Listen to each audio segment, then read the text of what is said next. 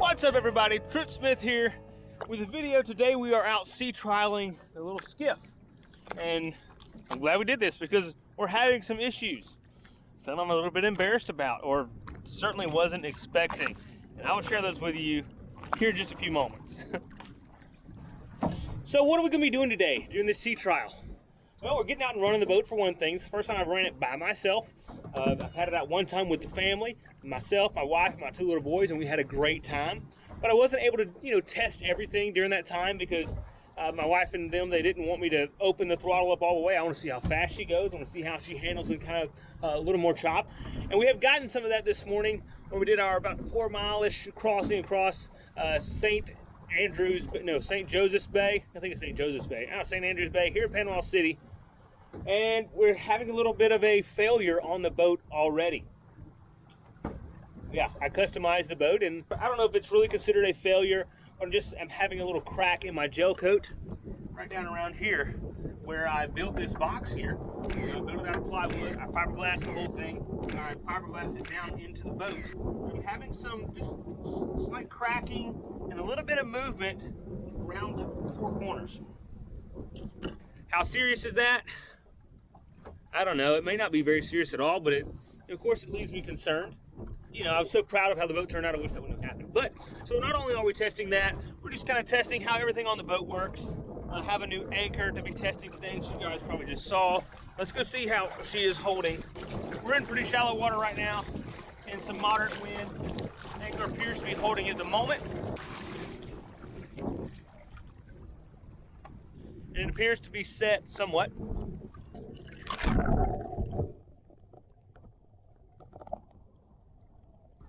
What kind of anchor is that? That is a tight line anchor. I have 2 of them actually. That's the larger of the 2 that I have. That one is meant for like small skiffs and things. I have a smaller one that's meant for like kayaks and I guess you could say paddle boards. But we're using the big one today.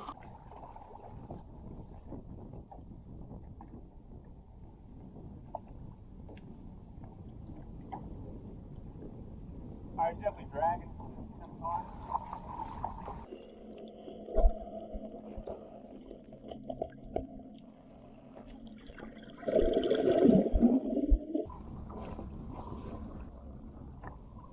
Broke loose.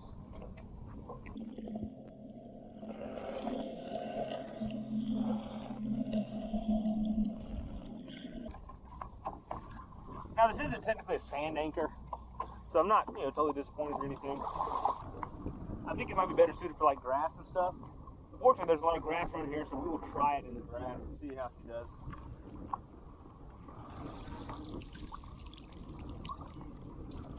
And just a second ago, I went and I pulled on the anchor again in the sand and it broke loose.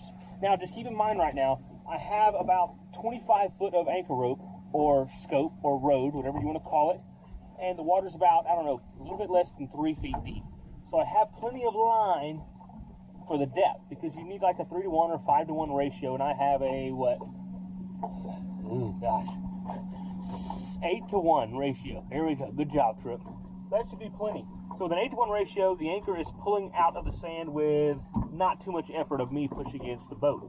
So the next test I did is, it was still in the sand, and I pulled the anchor line parallel with the bottom, so not to pull the anchor up out of the sand, and the anchor still came out and broke loose. Now, whenever they gave me this anchor, this tightline anchor, I met with a company and they gave me 2 anchors to try. So that's what I'm out here doing. They believe that they did say that they hold better in grass.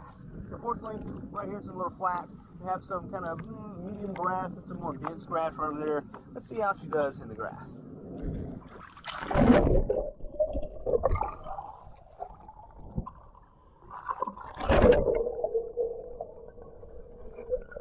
All right, now I'm just going to go and kind of give the boat a little nudge to see how she does.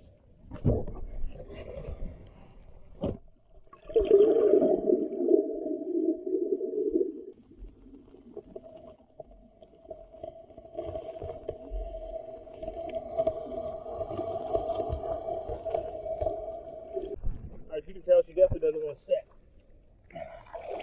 Not a good thing. You need an anchor that will set. So let's cruise right over here to some thicker grass.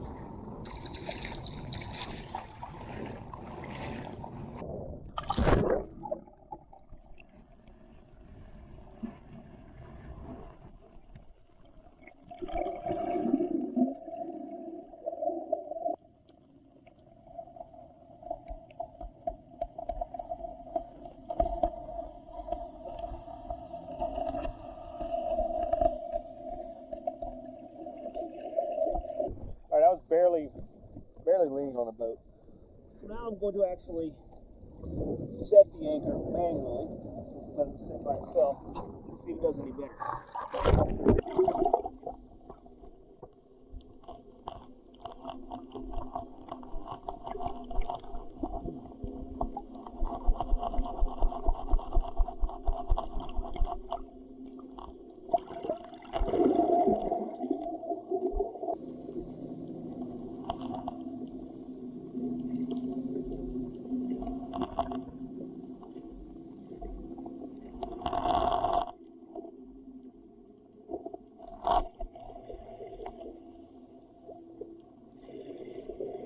Okay, well, it definitely held better that time, but it still broke free without doing too much effort. I mean, it's probably held 3 times as well that time, but it didn't set itself. You can't really even count that test. Essentially, if an anchor doesn't set itself, it's not doing you any good.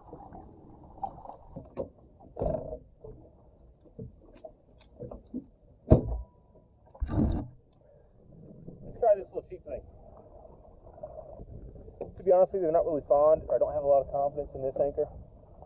I like a Danforth or a plow anchor, so we'll see how this does. We'll swap them out. I really do like the look and the design of this. One of the big things I like about the tightline is it folds up pretty nice, and you can stow it pretty easily.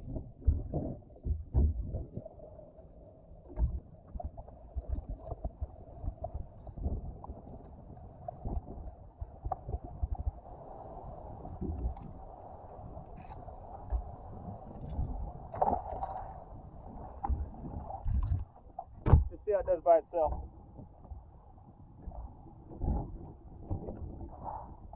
Not setting at all. I didn't figure it would.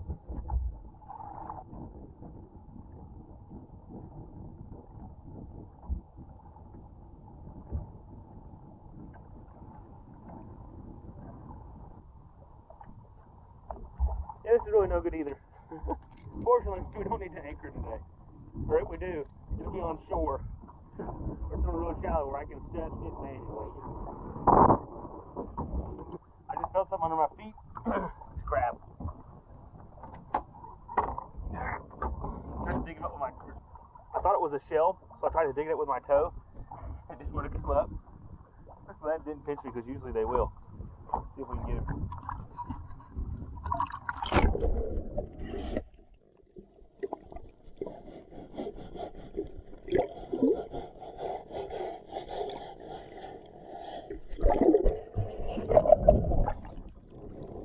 Whoa!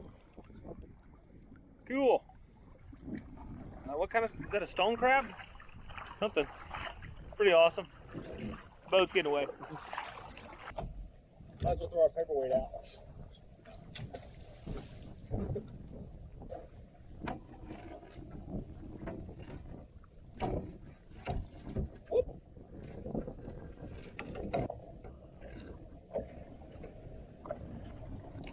We'll let him go. Come on, buddy. Cool.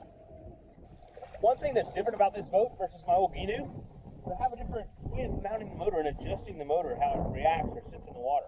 Right here I have a jack plate. Basically what it does, it allows you to kind of raise and lower the motor just straight up and down.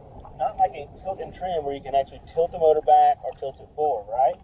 This is an on-the-fly jack plate, which means you can adjust it on the fly. It's pretty cool because it has this crank here. It allows you to spin it. You can spin it up, or you can spin it down. Pretty cool. Now they have these that are electric or hydraulic powered. Oh, there's a bunch of fish over there going crazy.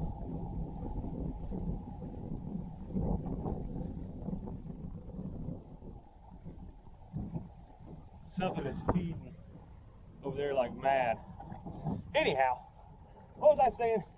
This one's cool because it's not electric and it's not hydraulic, whatever you want to say. So you don't have to worry about any systems failing really, like any switches or relays and stuff like that failing. You don't have to worry about running power to it and it draining your battery.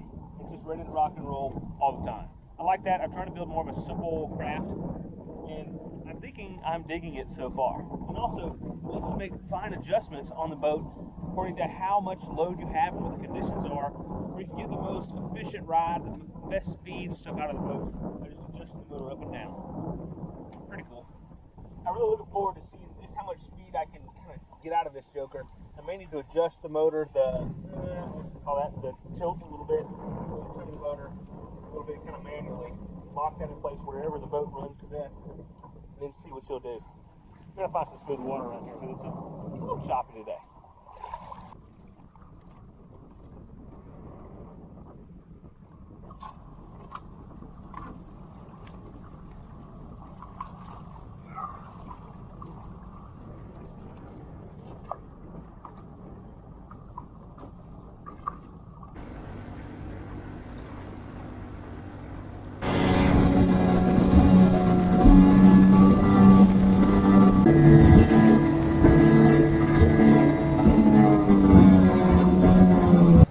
We just got up to 28.1, had the motor trimmed up higher than I ever have, kind of, and it was porpoising, so let's trim her down a little bit, see what she does.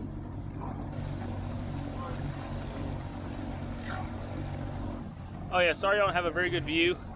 It's mainly because I don't have a good way to mount cameras and stuff on here yet. So I apologize. Bear with me.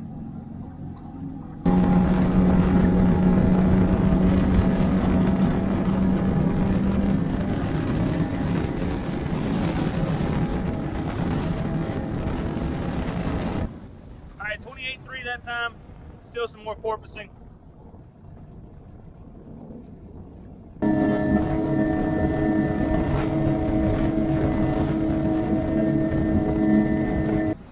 All right, still porpoise a little bit. I don't think we got any better speed that time.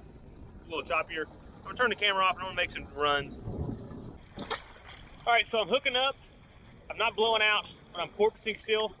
I got like 29.1. So I'm going to trim the motor down a little bit and try to make it, I don't know how to explain it to y'all, but try to make it keep the nose of the boat down more. I don't know, we'll see if it works.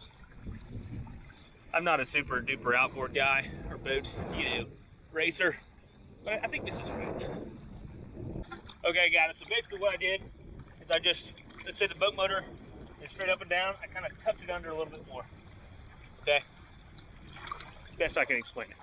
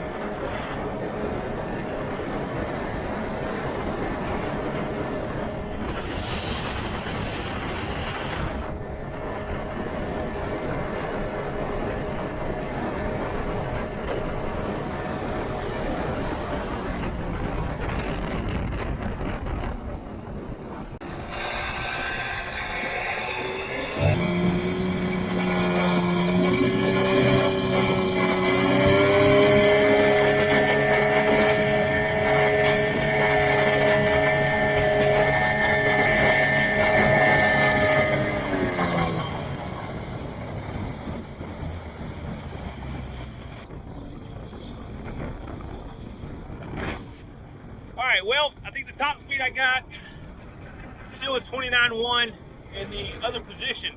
I guess, was that what I was porpoising? I don't know. Played around with it a little more. It's not quite as fast as I thought she was going to be, but still moves pretty good. I'm happy. I mean, how fast do you need to go in a little boat? I mean, it is just a 25 horse, but you never know. I may go and ask some people who know more than me. Some little more tweaks I can do or adjustments. I can trim it, and I might get a few more out of her. But, all right, let's go explore a little bit.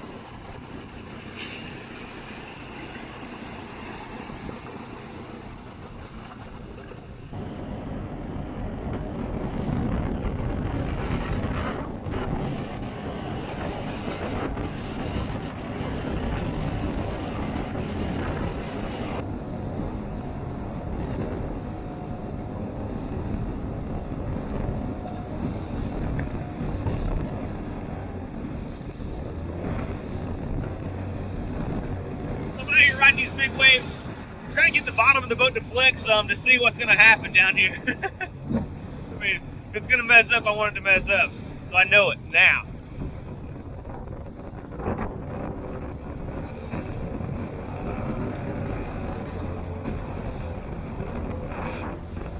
Then I want to see how she feels out in the top, or the big stuff, bigger stuff.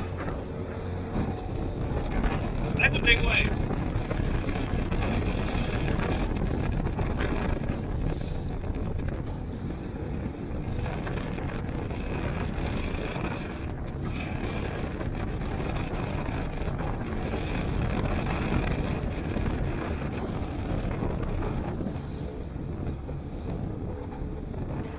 All right, I've seen enough.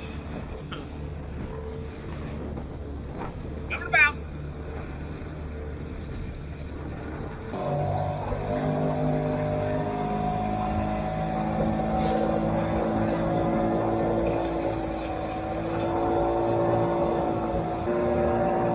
Right now, you just gotta be careful not to bury the nose into a wave in front of you.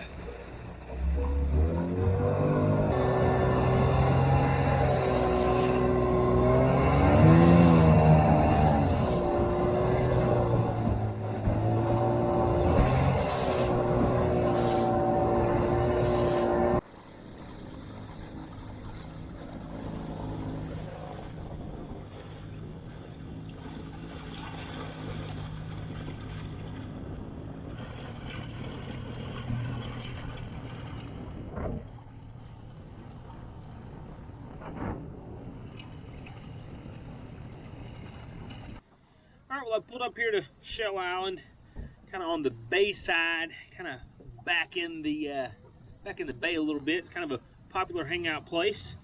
There's about 13 boats out here right now. I'm about to have some lunch. Got an avocado and a protein bar, both really cold. Should be nice and refreshing. Have some hamburger patties in there, but I don't want them really cold right now, so.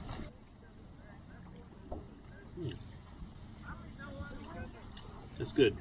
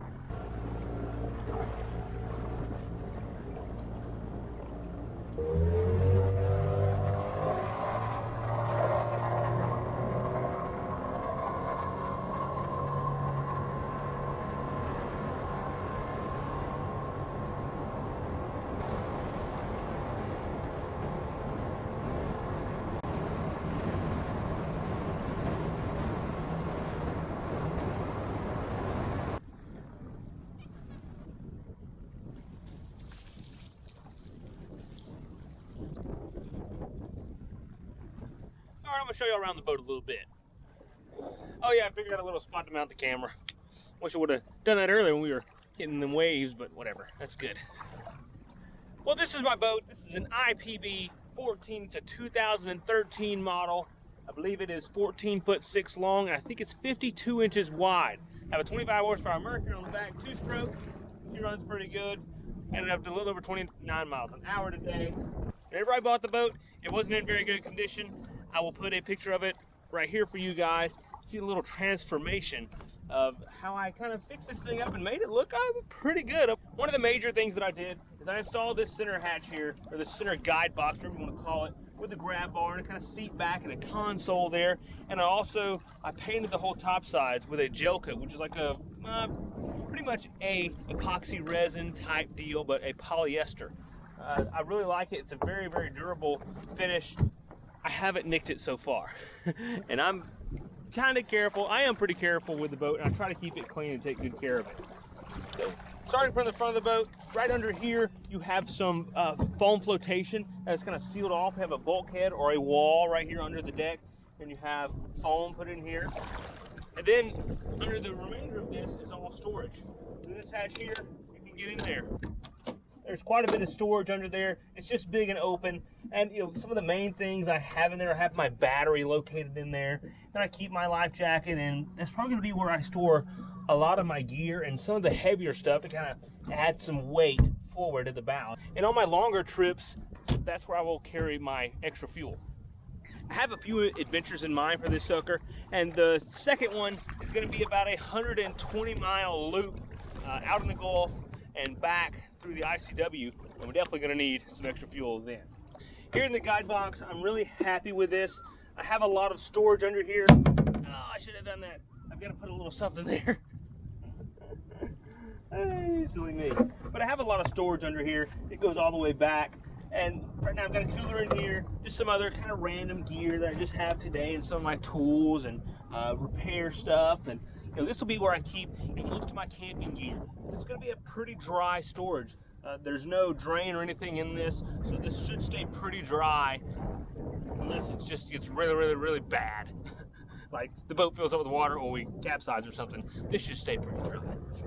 I had this same feature on my Ginu, and I really, really loved it. You can just kind of throw stuff in there and not worry about having it in a dry bag and things like that. It's just very, very convenient.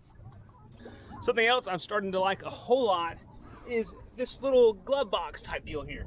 Right now I've got my cell phone, GPS, sunblock, and my buff in here.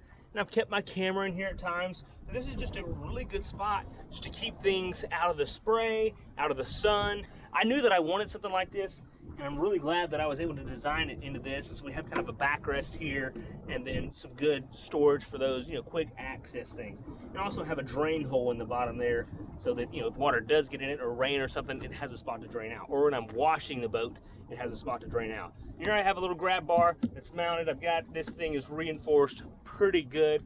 So this grab bar is really, really secure in here. Now under this back deck, this is all just hollow and open under here, except for there's a little kind of corner bulkhead or corner compartment here that is, you know, kind of sealed off with a little wall or bulkhead, and it has foam in it just to give the boat flotation in case you do take on a lot of water. Hopefully it'll keep the boat afloat. Also under here is my fuel tank, my bilge pump, which is kind of plumbed in. It's not really perfect right now, but it's in there. And then here I have my switch panel. The way this is set up, of course, the wires, they're not even, you know, they're really messy right now. There's still a lot of things I need to do to them, like put some special lubricant stuff on them to keep them from corroding. And then I want to coat each of my connections with liquid electrical tape, just to, you know, make this stuff, you know, really durable, so it can survive this salt and all the nonsense that I'm going to put it through. All right, and then I have an on-off switch right up under there. This is your master battery switch. Turn it on. You have your bilge pump. And I have my anchor light and nav light. Those are the only things that I have right now wired up, because I've designed this to be a simple boat with not much electrical demands, so I can have a smaller battery, but mainly so I don't have to worry about if my battery does go dead, I'm not necessarily dead in the water. Like with a power trim, it can really jack you up if that goes dead and you have it like trimmed up. You can't even trim it down, so it could be pretty bad. And so the lights on it, yeah, TH Marine, these are shark eye lights. I have upgraded the bulb to an LED bulb in each of those, and whenever I got it, they weren't working and they needed some love, so I had to go in there and just really clean it and lubricate the housing and all really well, and then put the bulb in there and they started working. And I had to fix, redo some of the connectors that just weren't very good, and so I fixed those and I sealed them with liquid electrical tape, and I think we're good to go. And then also I have this anchor light back here that I have replaced with a LED 2 nautical mile view or 2 nautical mile range light. Both or all the lights are that legal light. And I have kind of relocated this sucker. It used to be like on a little swing hinge mount, but it was broken, so I just kind of took it off, shortened it, and just mounted it right here where it is just above my casting platform or pulling platform, so that it can be seen from 360 degrees. So this is your anchor light at night. You have this light on if you're anchored out at night, and so it shines 360 degrees around you so boats can see you and they won't run into you. And of course, this is the polling platform. It's meant for you to basically just stand on when you are fishing in the shallow waters and trying to spot fish. Gosh, these shorts are a little too, they're not stretchy shorts. All right, so you can just stand up here, you have a really good view. You're supposed to have a really long pole. You just kind of pull through the shallows so you can spot all the fish, but I'll use this for something else. Of course, you can get a really good view up here. It's pretty nice, but you can also fall off if you're paying attention to a camera and not paying attention to balancing. And then all the way on the stern, like I already showed you guys earlier, had the Mercury 25 horse and the on-the-fly jack plate. Really enjoying that setup so far. So that's pretty much the boat. There's not a whole lot to it. It's really basic and simple, which is what I like, and I'm happy to have her. I'm looking forward to hitting some mega awesome adventures with them and getting out there. Hope you folks are ready to follow along, because we'll be taking this out in some future videos. We'll also be doing some paddleboarding and some kayaking and maybe a few other different various things if I can work them out. So hope you guys are ready. All right, this day's not over yet. Oh, and one thing I'm pretty excited about with this thing that I've been wanting to do is my oldest, these flies are biting me. My oldest son, Tucker, he and I are going to do an overnight trip on this thing in the fairly near future. So he's really looking forward to that. Of course, I'm looking forward to that. And I know a lot of people have been asking about that trip. When are you going to take your family or your kids with you out on an adventure? Well, it's coming, y'all. I hope y'all enjoyed as much as we will. All right. Just had a friendly little chat with the FWC. This is the state park here, so you're not allowed on the beaches and stuff. So, we just chatted about how some people are giving them a hard time when they have to ask people to get off the beach and stuff, and it's just part of this whole virus nonsense. They're just doing their job. So the rules may be a little silly, but I guess we gotta follow them. I've been staying off the beach. Whatever. Well, I think I'm really gonna like the little skiff. And I know some of y'all are probably thinking, well, hold on, Trip. You've been making this whole video, and you haven't given us one thing that we've all been waiting for. Well, it's a little cold, but here goes. Trip dip! Woo! There you go. Actually, it's not that cold. It's just cold when you get out, because it's windy. I hope you ask how stable the boat is. I'm sure. It's pretty stable. It's not like super duper. So I'm sitting on the corner here, and it's about underwater, but it's okay. It's a nice boat. Man.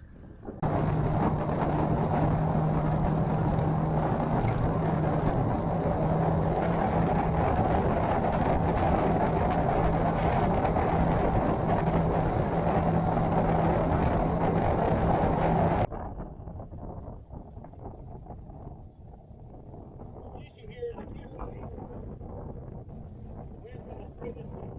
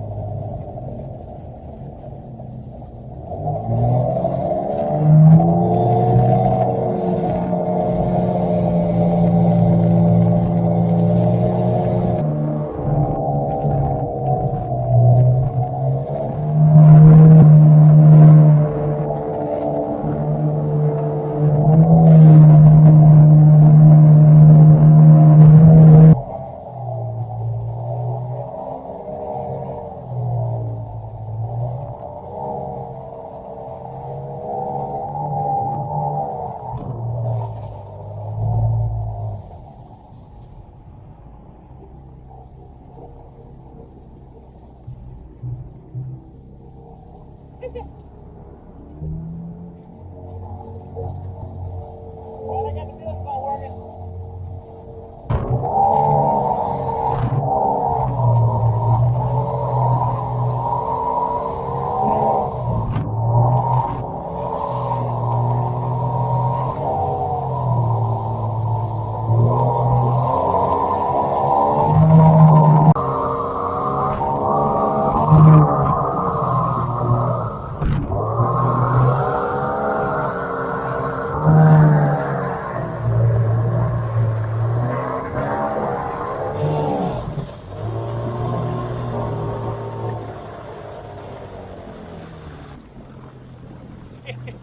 Well, that got a little sketchy. Took about 3 good waves over the bow. Kind of like dove into it a little bit. It did a lot better than the Gnu. If we were in a Gnu, we'd be swimming right now. Alright folks, I hope you enjoyed this little day adventure. I did. I can't wait to see y'all in the next one. Take care, and God bless. Good times.